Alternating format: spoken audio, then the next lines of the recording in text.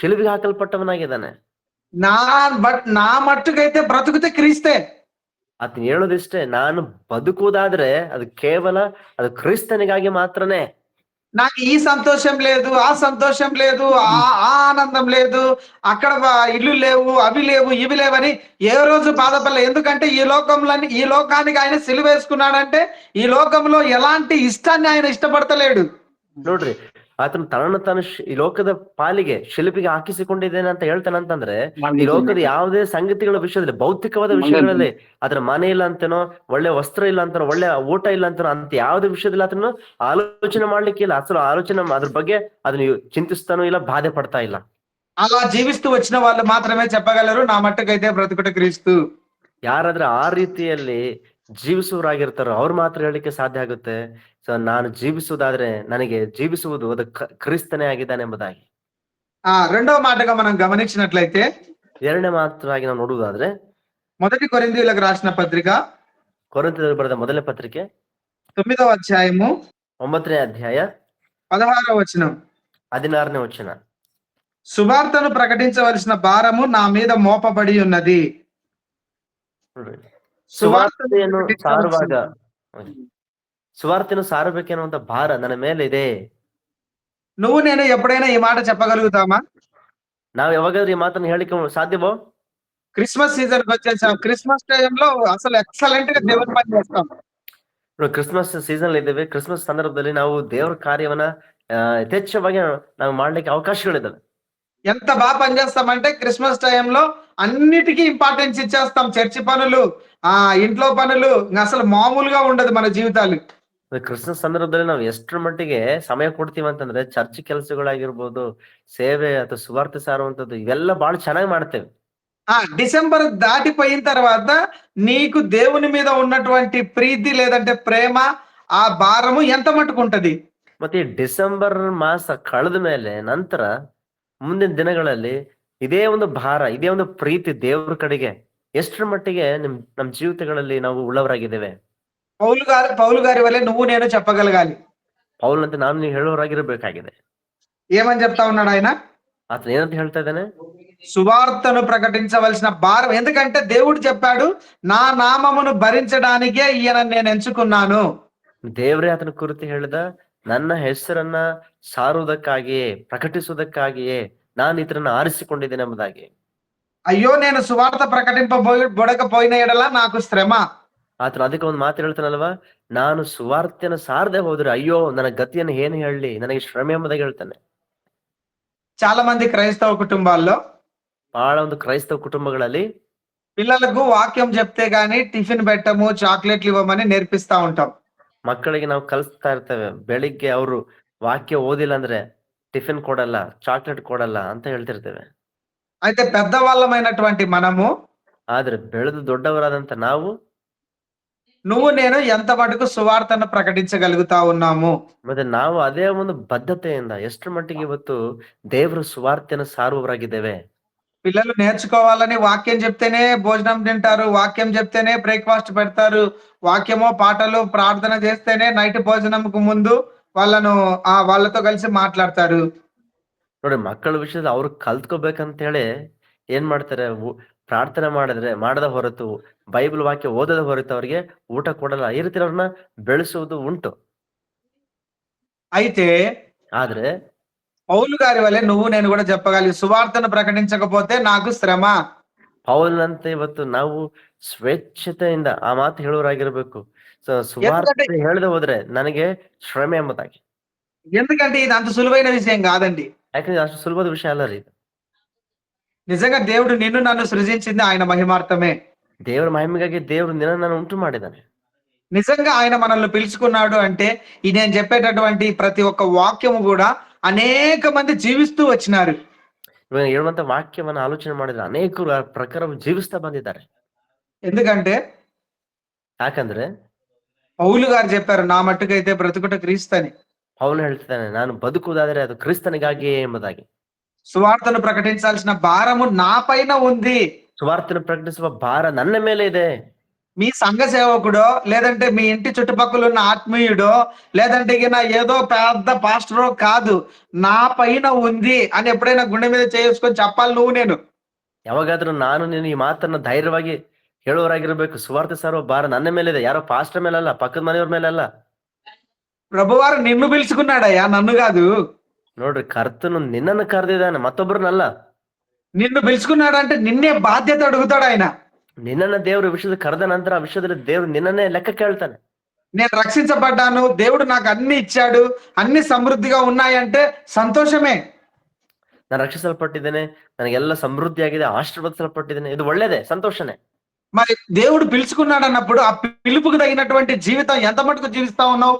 ದೇವ್ರು ಕರೆದಿದ್ದಾನೆ ಅಂತಂತಂದ್ರೆ ಆ ಕರೆಗೆ ತಕ್ಕಂತ ಜೀವಿತವನ್ನು ಎಷ್ಟರ ಮಟ್ಟಿಗೆ ನಾವು ಯೋಗ್ಯವಾಗಿ ಜೀವಿಸ್ತಾ ಇದ್ದೇವೆ.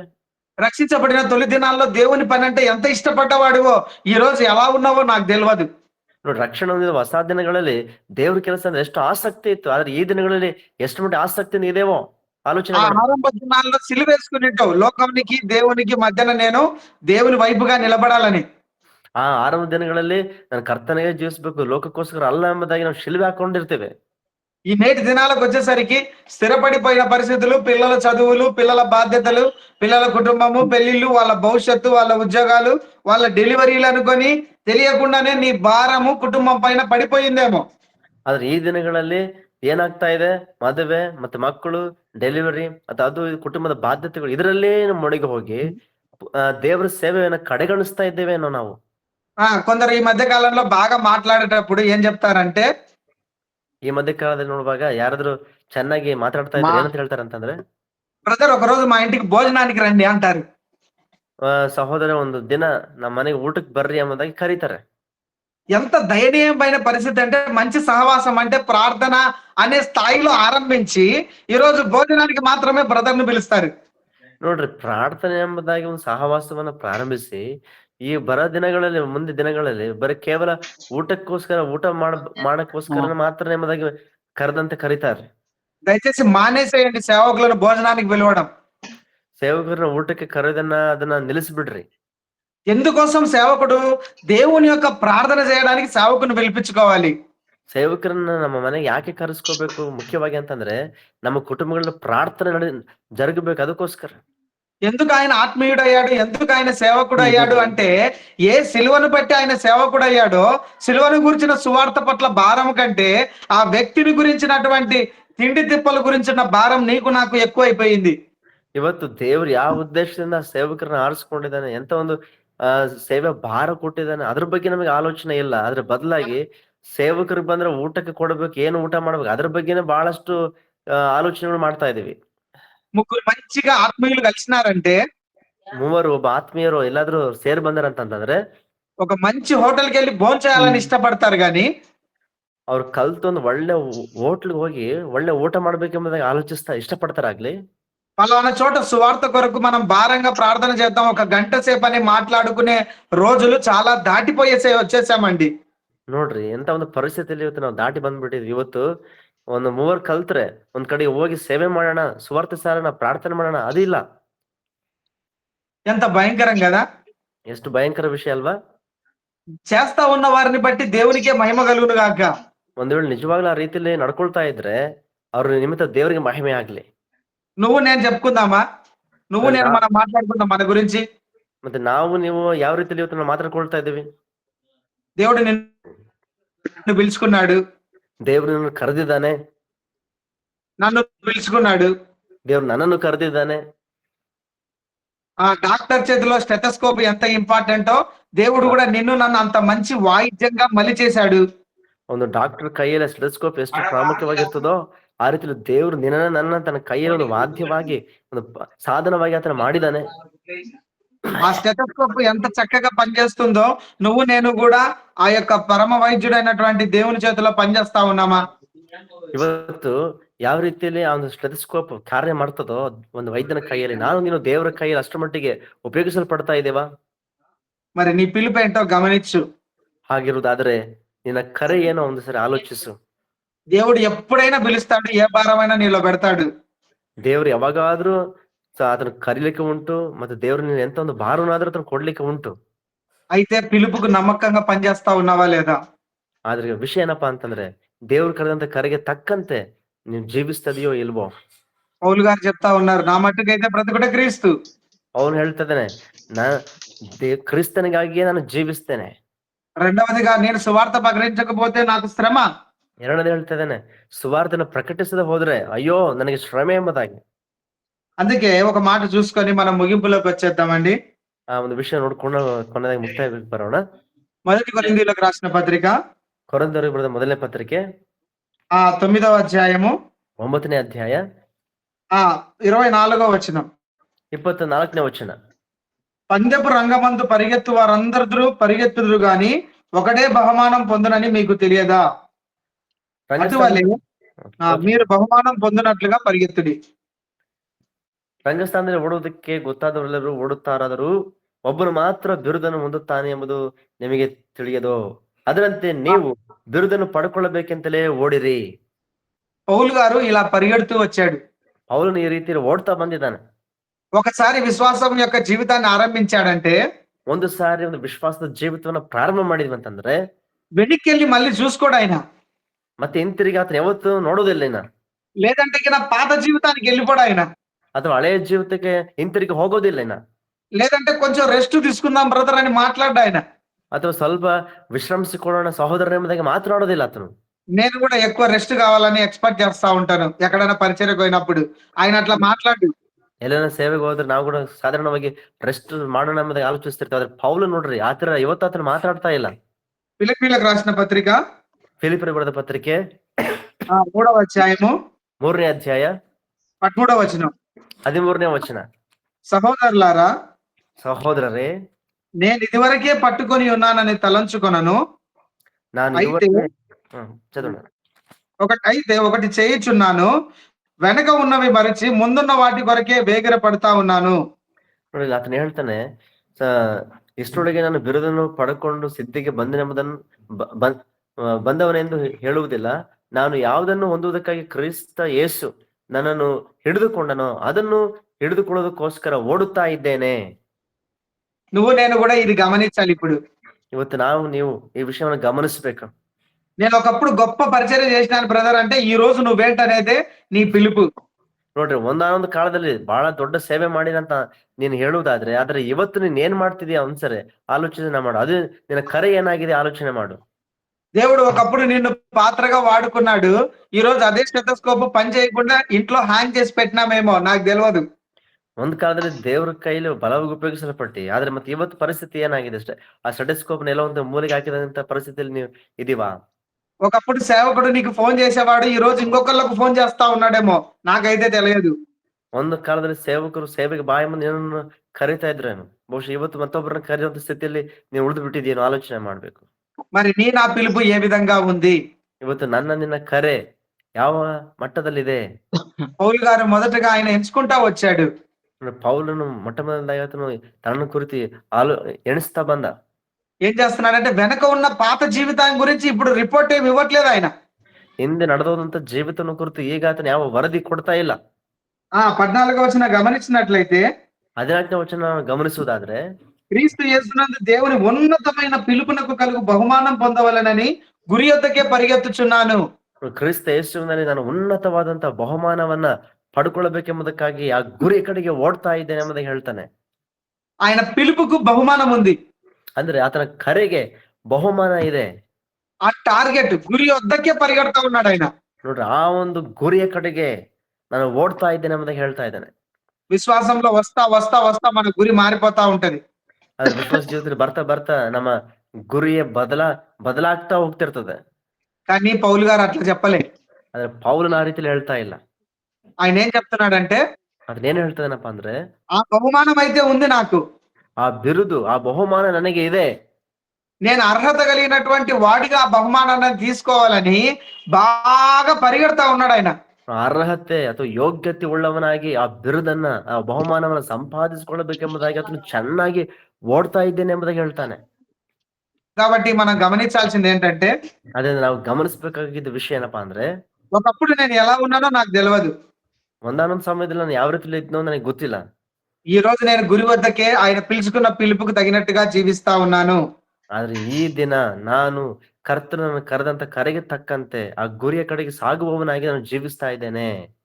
రెండవదిగా గమనించినట్లయితే ಎರಡನೇದಾಗಿ ನಾವು ಗಮನಿಸೋದಾದ್ರೆ ఆయన సమస్తాన్ని పెంటగా ఎంచుకున్న వాడిగా మనం చూడగలుగుతూ వస్తాం. ನೋಡ್ರಿ ಎಲ್ಲವನ್ನ ಅದನ್ನು ಕಸವೆಂದು ಎಣಿಸಿದ್ದಾಗಿ ನಾವು ನೋಡ್ತೇವೆ. ఇదే ఫిలిప్పీలకు రాసిన పత్రికలో ఆ మాట ఉంటుంది. ಈ ಫಿಲಿಪ್ಪರಿಗೆ ಬರೆದ ಪತ್ರಿಕೆಯಲ್ಲಿ ಆ ಮಾತ್ರ ನೋಡ್ತೇವೆ. అలాగే మూడవ మాట గమనించినట్లయితే ಮೂರನೇ ಮಾತನ್ನು ಗಮನಿಸುವುದಾದ್ರೆ 1వ అధ్యాయము 29, 30వ వచనంలో 1ನೇ ಅಧ್ಯಾಯ 29, 30ನೇ ವಚನಗಳಲ್ಲಿ విశ్వాసం 30వ వచనంలో ఉంటుంది. విశ్వాసముతో పాటు శ్రమ పడుట కూడా మనకు అనుగ్రహించబడెను. ವಿಶ್ವಾಸದ ಜೊತೆಗೆ ಶ್ರಮೆಗಳನ್ನು ಅನುಭವಿಸುವುದು ಕೂಡ ನಮಗೆ ಅನುಗ್ರಹವಾಗಿ ಕೊಡಲ್ಪಟ್ಟಿದೆ.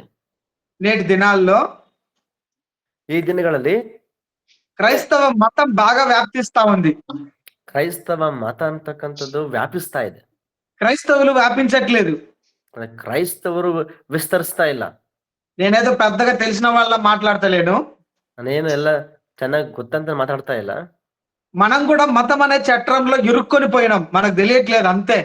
ನಮಗೆ ಗೊತ್ತಾಗ್ತಾ ಇಲ್ಲ, ಆದ್ರೆ ನಾವು ಕೂಡ ಮತ ಎನ್ನುವಂತ ವಿಷಯ ವಲಯದಲ್ಲಿ ಸಿಕ್ಕಾಕೊಂಡ್ಬಿಟ್ಟಿದೀವಿ. ఎందుకంటే ಯಾಕಪ್ಪ ಅಂದ್ರೆ మతం అంటే ఏంటంటే ನೋಡ್ರಿ, ಮತ ಅಂತಂದ್ರೆ ಏನಂದ್ರೆ ఆదివారం చర్చికి వెళ్తాము, ಭಾನುವಾರ ಬಂದ್ರೆ ಚರ್ಚ್ಗೆ ಹೋಗ್ತೀವಿ, 6 రోజులు ప్రార్థన చేసుకుంటాము, బైబిల్ చదువుతాము, ಆ ದಿನದಲ್ಲಿ ಪ್ರಾರ್ಥನೆ ಮಾಡ್ತೀವಿ, ಬೈಬಲ್ ಓದ್ತೀವಿ, దేవుడు మనల్ని ఆశీర్వదించాలని కోరుకుంటాము. ದೇವರು ನಮ್ಮನ್ನು ಆಶೀರ್ವದಿಸಬೇಕೆಂಬುದಾಗಿ ನಾವು ಬಯಸ್ತೇವೆ. ఆయన పని ఇంకా మనకి 24 గంటల ఆశీర్వాదాలు ఇవ్వడమే ఆయన పని, అంతే. ఇంకా ಅಂದ್ರೆ ನಮ್ಮ ಉದ್ದೇಶದಲ್ಲಿ 24 ತಾಸು ದೇವ್ರನ್ನ ನಮಗೆ ಆಶೀರ್ವಾದವನ್ನು ಕೊಡೋದೇ ಅಷ್ಟೇ ನಮಗಿನ ಕೆಲಸ, ಇನ್ನು ಬೇರೆ ಏನು ಆಲೋಚನೆ ಇಲ್ಲ. లోకాన్ని చూసేయాలి, పెళ్లిళ్ళు చేసేయాలి, ఉద్యోగాలు వచ్చేయాలి, ఆస్తులు సంపాదించేయాలి, ఆయన పని ఇదే. ಅಂದ್ರೆ ನಮಗೆ ಚೆನ್ನಾಗಿ ಉದ್ಯೋಗಗಳು ಸಿಕ್ಬಿಡ್ಬೇಕು, ಮನೆ ಮೇಲೆ ಮನೆ ಕಟ್ಕೋಬೇಕು, ಒಳ್ಳೆ ಆಸ್ತಿವಂತರಾಗ್ಬೇಕು, ಇದೇ ದೇವ್ರ ರೀತಿಯಲ್ಲಿ ನಮ್ಮನ್ನ ಆಶೀರ್ವಾದ ಮಾಡೋದು ದೇವ್ರ ಕೆಲಸ. అద్భుతం చేయాలి అని పాటలు పాడతాం. ಅದ್ಭುತ ಮಾಡ್ಬೇಕಂತ ನಾವು ಹಾಡುಗಳನ್ನ ಆಡ್ತೇವೆ. సిగ్గుపడాల్సిన పరిస్థితి అండి ఇది మనది. ಒಂದ್ಸಲ ಆಲೋಚನೆ ಮಾಡಿದ್ರೆ ಬರೀ ಇಷ್ಟಕ್ಕೆ ಸೀಮಿತರಾದ್ರೆ ನಾವು ನಾಚಿಕೆ ಪಡ್ಬೇಕಾದ ವಿಷಯ. ఎందుకంటే దేవుడు వీటి గురించి మాట్లాడతలేడు ఎక్కడ. ಎಲ್ಲಿ ಕೂಡ ದೇವ್ರು ಈ ಭೌತಿಕ ವಿಷಯಗಳ ಕುರಿತು ಹತ್ರ ಮಾತನಾಡ್ತಾ ಇಲ್ಲ. ఇదే మతంలో నువ్వు నేను కూడా తెలకుండానే కొట్టుకొని వచ్చేస్తున్నాం చాలా ఏళ్ల నుంచి. ಬಹಳಷ್ಟು ವರ್ಷಗಳಿಂದ ಈ ಒಂದು ಮತದ ವಲಯದಲ್ಲಿ ನಾವು ಬಂದು ಬಿಡ್ತಾ ಇದೀವಿ. ಹಾಗೇನೆ పౌలు గారు విశ్వాసంలో వస్తూ వస్తూ వస్తూ ఆయన సమస్తాన్ని పెంటగా చేసుకున్నాడు. ఆయన ಪೌಲನ ಜೀವನ ಗಮನಿಸಿದ್ರೆ ನೋಡ್ರಿ, ವಿಶ್ವಾಸದಲ್ಲಿ ಬೆಳಿತಾ ಬೆಳಿತಾ ಎಲ್ಲವನ್ನ ಕಸವೆಂದು ಎಣಿಸ್ತಾ ಇದೆ ಲೋಕದ ಸಂಗತಿಗಳನ್ನ. 20 ఏండ్ల విశ్వాసివి ఒక 10 మందికి భోజనాలు పెట్టిన సందర్భం ఒకటి లేదు మనకు. దేవుడు సమృద్ధికరమైనటువంటి సంపద ఇచ్చినాడు మనకు. ದೇವರು ಸಮೃದ್ಧಿಕರವಂತ ಒಂದು ಸಂಪಾದನೆ ದೇವರು ಕೊಟ್ಟಿದ್ದಾನೆ. ಆದ್ರೆ 20 ವರ್ಷದ ವಿಶ್ವಾಸಿಗಳಾಗಿದ್ರು ಕೂಡ 20 ಜನಕ್ಕೆ ನಾವು ದೇವರ ಹೆಸರಿನಲ್ಲಿ ಊಟ ಕೊಟ್ಟಿದ್ದಿರೋದಿಲ್ಲ. నువ్వు నాకు పరిచయం లేని ఒక 4 వ్యక్తులకు ఒక క్రిస్మస్ రోజున మంచి వస్త్రాలు ఇవ్వడానికి మనకు చేతులు రావు. ನೋಡ್ರಿ, ನಮಗೆ ಪರಿಚಯ ಇಲ್ಲದಂತ ಒಂದು 4 ಜನ ವ್ಯಕ್ತಿಗಳಿಗೆ ಕ್ರಿಸ್ಮಸ್ ಸಂದರ್ಭದಲ್ಲಿ ಒಂದು 4 ಜೊತೆ ಬಟ್ಟೆಗಳನ್ನ ಕೊಡುವುದಕ್ಕೆ ನಮಗೆ ಕೈಗಳು ಬರೋದಿಲ್ಲ. ఎంతసేపు నేను నేను నేను నా కుటుంబమే, ಎಷ್ಟೊತ್ತಿದ್ರು ಕೂಡ ನಾನು ನಾನು ನನ್ನ ಮನೆ ಇದೇ ಆಲೋಚನೆ. ఇదే మతం అండి. ಮತ ಅಂತ ಅಂದ್ರೆ ಹಿಂಗಿರ್ತದೆ. పౌలు గారు చెప్తున్నారు, నా మట్టుకైతే బ్రతుకుతే క్రీస్తు. ಪೌಲ್ ಹೇಳ್ತಿದ್ದಾನೆ, ನನ್ನ ವಿಷಯಕ್ಕೆ ಬಂದ್ರೆ ನಾನು ಜೀವಿಸುವುದಾದ್ರೆ ಅದು ಕ್ರಿಸ್ತನಿಗಾಗಿಯೇ ಎಂಬುದಾಗಿ. సువార్తను ప్రకటించకపోతే నాకు శ్రమ. ಸುವಾರ್ತೆನ ಸಾರದೆ ಹೋದ್ರೆ ಅಯ್ಯೋ ನನಗೆ ಶ್ರಮೆ. ఆ మూడవ మాటగా మనం చూసినట్లయితే ಮೂರನೇ ಮಾತಾಗಿ ನಾವು ನೋಡುವುದಾದ್ರೆ 1 కొరింథీయులకు రాసిన పత్రిక 11వ అధ్యాయము ಕೊರಿಂಥದವರಿಗೆ ಬರೆದ ಮೊದಲನೇ ಪತ್ರಿಕೆ 11ನೇ ಅಧ್ಯಾಯ. నేను క్రీస్తును పోలి నడుచుకున్న ప్రకారము మీరు నన్ను పోలి నడుచుకోండి. ನೋಡ್ರಿ, ನಾನು ಕ್ರಿಸ್ತನನ್ನು ಅನುಸರಿಸುವಂತೆಯೇ ನೀವು ನನ್ನನ್ನು ಅನುಸರಿಸುವವರಾಗಿರ್ರಿ. అంటే పౌలు గారి క్వాలిఫికేషన్ తెలిస్తే గిన ఆయన ఎంతగా యేసు ప్రభు సారూప్యంలోనికి వచ్చాడో మనకు అర్థం అవుతుంది. ಪೌಲನ ಒಂದು ಅರ್ಹತೆ ನಾವು ಆಲೋಚನೆ ಮಾಡುವುದಾದ್ರೆ ಎಷ್ಟರ ಮಟ್ಟಿಗೆ ಕ್ರಿಸ್ತನ ಸಾರೂಪ್ಯದಲ್ಲಿ ಆತನು ಬಂದಿದ್ನೋ ಈ ಮಾತ್ರ ಹೇಳುವಾಗ ನಮ್ಗೆ ಅರ್ಥ ಆಗ್ತದೆ. పౌలు గారి యొక్క ఎలిజిబిలిటీస్ మనకు తెలిసినట్లయితే గమనించండి మీరు ఎప్పుడైనా కానీ. ಪೌಲನ ಯೋಗ್ಯತೆಗಳನ್ನ ಕುರಿತು ಒಂದ್ಸಲ ನಾವು ಆಲೋಚನೆ ಮಾಡೋದಾದ್ರೆ ನೀವು ಗಮನಿಸ್ರಿ. హైలీ క్వాలిఫైడ్ గమలియేల్ దగ్గర మంచి టీచింగ్స్ దొరికినాయి ఆయనకు. ಗಮಲಿಯಲ್ ಎನ್ನುವಂತ ಪಂಡಿತನ ಹತ್ರ ಒಳ್ಳೆ ಅಭ್ಯಾಸವನ್ನ ಜ್ಞಾನಾರ್ಜನೆ ಮಾಡಿದ ವ್ಯಕ್ತಿ. మంచి అఫీషియల్ జాబ్ ఆయనకుంది. ಒಳ್ಳೆ ಉದ್ಯೋಗ ಆತನಿಗೆ ಇತ್ತು.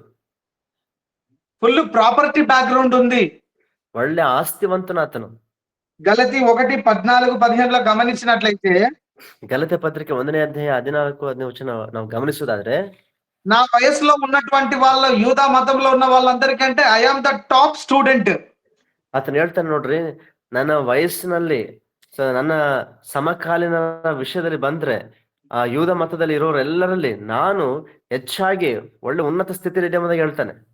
ఇవన్నీ పక్కన పెట్టి ಇವೆಲ್ಲವನ್ನ ಪಕ್ಕಕ್ಕಿಟ್ಟು క్రీస్తు ప్రకటించిన సువార్త కొరకు, ಕ್ರಿಸ್ತನನ್ನು ಪ್ರಕಟಿಸಬೇಕೆಂಬುದಾಗಿ ಸುವಾರ್ತೆಗಾಗಿ, ఆ సువార్తను ప్రకటించడానికి నేను సమస్తాన్ని పెంటగా ఎంచుకుంటా ఉన్నా.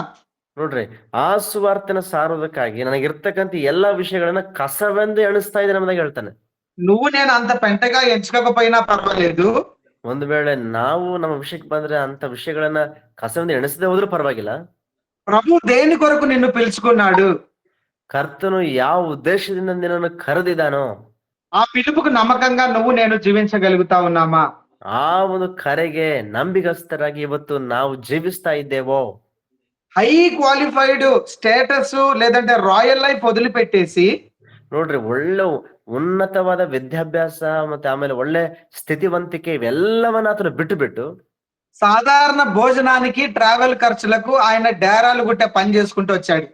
ನೋಡಿ, ತನ್ನ ಒಂದು ಊಟ ಮಾಡೋದಕ್ಕೋಸ್ಕರವಾಗಿ ಮತ್ತೆ ಆಮೇಲೆ ಸುವಾರ್ತೆಯ ಪ್ರಯಾಣ ಮಾಡೋದಕ್ಕೋಸ್ಕರವಾಗಿ ಆತನ ಏನ್ ಮಾಡ್ದ, ಸಂಪಾದನೆ ಮಾಡ್ಬೇಕಂತ ಹೇಳಿ ಆ ಗುಡಾರಗಳನ್ನು ಒಲಿತ ಕೆಲಸ ಮಾಡ್ತಾ ಆತನ ಜೀವಿಸಿದ కదా. ಅಲ್ವಾ?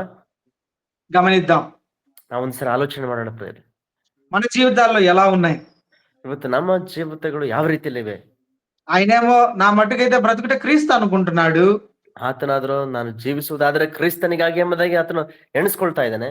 రెండవదిగా సువార్త ప్రకటించకపోతే నాకు శ్రమ అంటున్నాడు. ಎರಡನೇದಾಗಿ ಸುವಾರ್ತೆ ಸಾರದೆ ಹೋದ್ರೆ ಅಯ್ಯೋ ನನಗೆ ಶ್ರಮೆ ಎಂಬುದಾಗಿ ಹೇಳ್ತಾ ಇದ್ದಾನೆ. నేను దేవుణ్ణి పోలి నడుచుకున్నాను గనక మీరు కూడా నన్ను పోలి నడుచుకోండి అనే సాక్ష్యం చెప్తా ఉన్నాడు. ನಾನು ಯೇಸುವನ್ನ ಅನುಸರಿಸಿದಂತೆಯೇ ನೀವು ನನ್ನನ್ನು ನೋಡಿ ಅನುಸರಿಸಿರಿ ಎಂಬುದಾಗಿ ಹೇಳ್ತಾ ಇದ್ದಾನೆ. ఈ మాటలు చెప్పడానికి కావాల్సిన అర్హత కూడా మనకు తెలుస్తా ఉంది.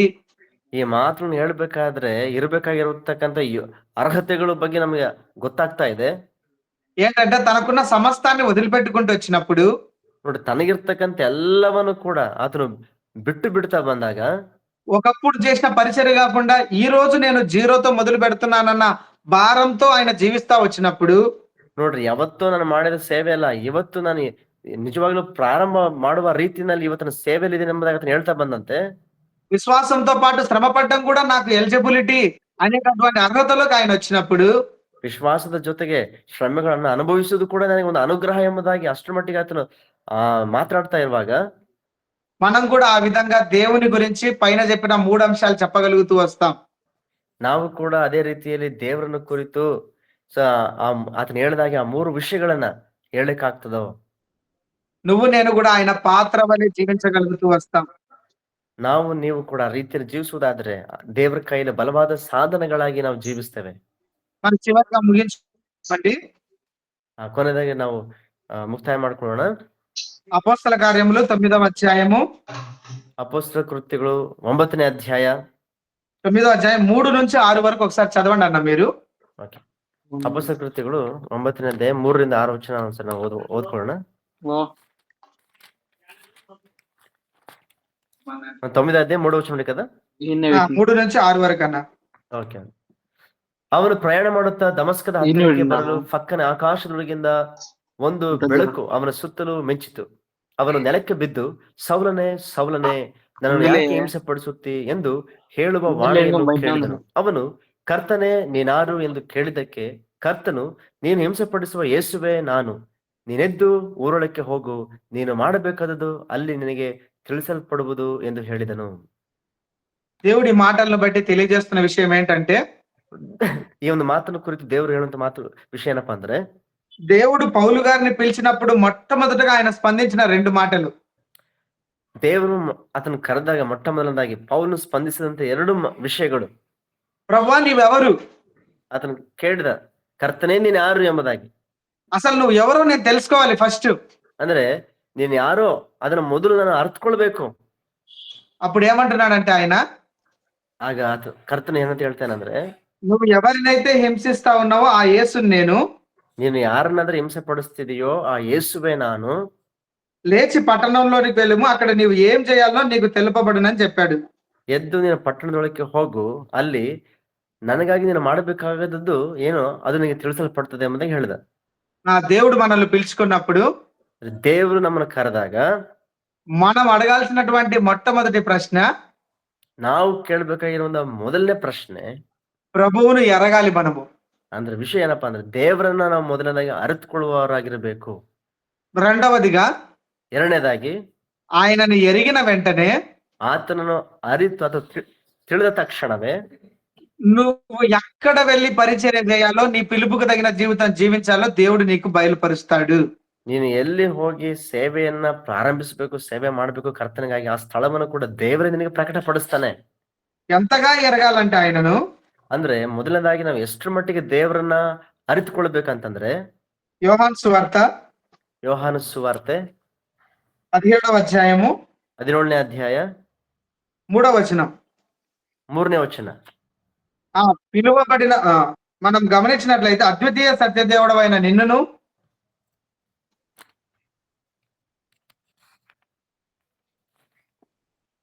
ಒಬ್ಬನೇ ಸತ್ಯದೇವರಾಗಿರುವ ನಿನ್ನನ್ನು, నీవు పంపిన యేసుక్రీస్తును ఎరుగుటయే నిత్య జీవం.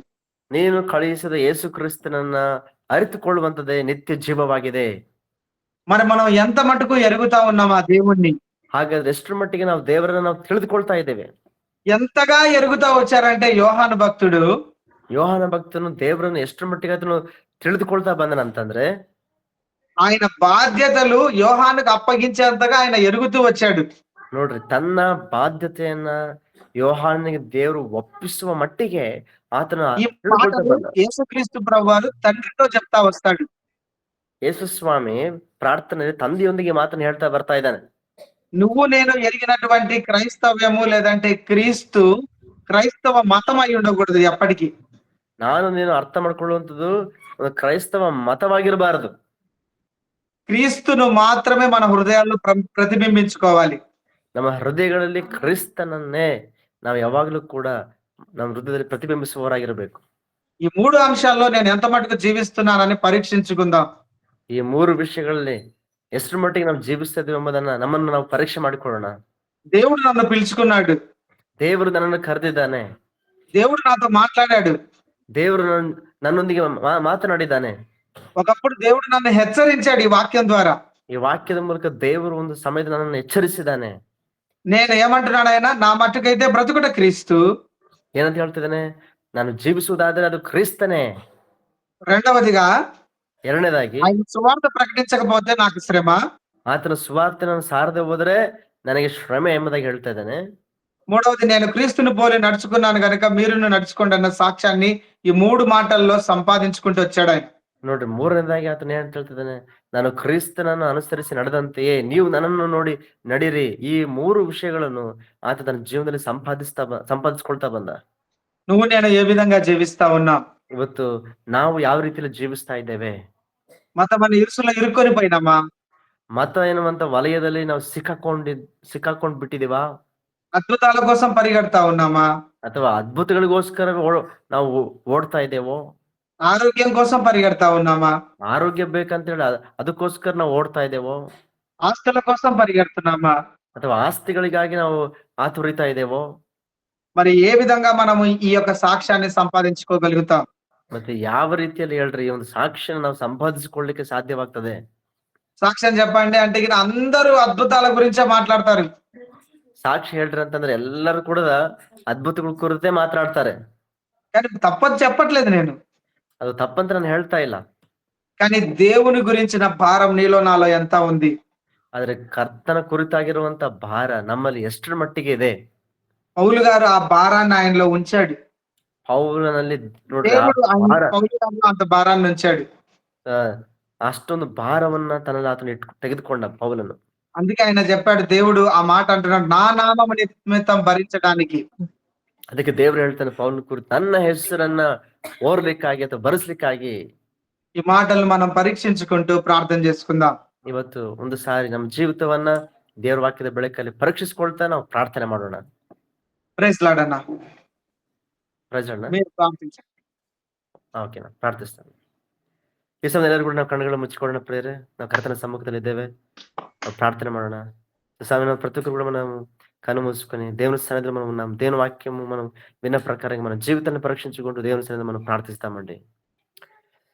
ಪ್ರೀತಿಯುಳ್ಳ ದೇವರೇ, ಸರ್ವಶಕ್ತನ ಪರಲೋಕದ ನಮ್ಮ ತಂದೆಯೇ, ನಿನ್ನ ಒಳ್ಳೆಯವನಪ್ಪ, ನಿನ್ನ ಕೃಪೆ ಶಾಶ್ವತವಾದದ್ದು ಸ್ವಾಮಿ. ಹೌದಪ್ಪ, ಈ ದಿನ ಕರ್ತನೆ ನಮ್ಮ ಜೀವಿತವು ಯಾವ ರೀತಿಯಲ್ಲಿ ನಮ್ಮ ಕರೆಗೆ ತಕ್ಕಂತೆ ಎಷ್ಟರ ಮಟ್ಟಿಗೆ ನಾವು ಜೀವಿಸ್ತಾ ಇದ್ದೇವೆ. ಹೌದಪ್ಪ, ನಮ್ಮ ಜೀವಿತವನ್ನು ಕರ್ತನೆ ವಾಕ್ಯದ ಬೆಳಕಿನಲ್ಲಿ ಪರೀಕ್ಷಿಸಿಕೊಳ್ಳಿಕ್ಕಾಗುವಂತೆ ನಿಂತ ನಮಗೆ ಸಹಾಯ ಮಾಡಿ ನಡೆಸಬೇಕೆಂದು ಬೇಡ್ತಾ ಇದ್ದೇವೆ. ಹೌದು ಸ್ವಾಮಿ, ಎಲ್ಲಾದ್ರೂ ನಾವು ಹಿಂದೆ ಬಿದ್ದಿದ್ರೆ ದಯಮಾಡಿ ನಮ್ಮನ್ನು ಕ್ಷಮಿಸು ಕರ್ತನೆ. ಅಪ್ಪ, ನಮ್ಮ ಮೊದಲಿನ ಪ್ರೀತಿಗೆ ನಾವು ತಿರುಗಿಕೊಳ್ಳುವಂತೆ ಸಹಾಯ ಮಾಡು, ಬರುವಂತೆ ನಮಗೆ ಸಹಾಯ ಮಾಡು.